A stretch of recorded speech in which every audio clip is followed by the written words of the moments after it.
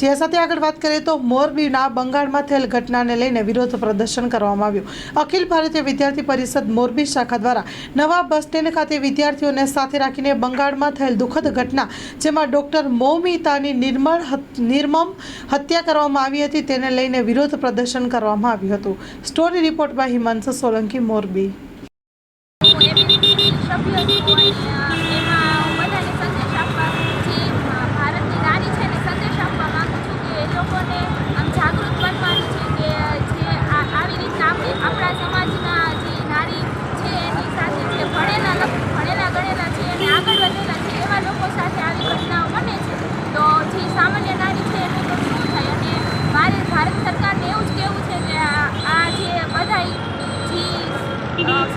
બધી જે હત્યા કે મર્ડર થાય છે, રેપ થાય છે, એ બધાને એની સામે આપણે કડકમાં કડક પગલાં લેવા જોઈએ।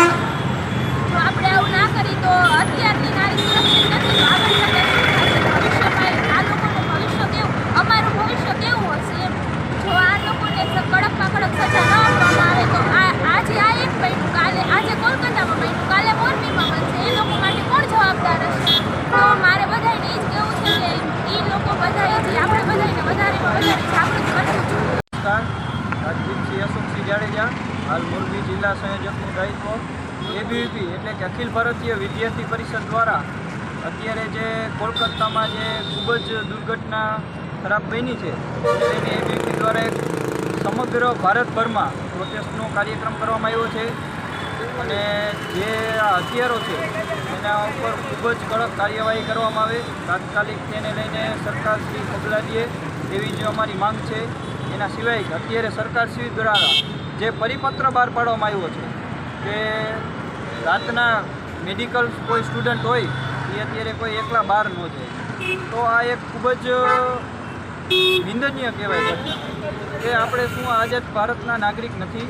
શું કોઈ બહેનોને અધિકાર નથી કે એ પોતે પોતાની રીતના ત્યાં જઈ શકે?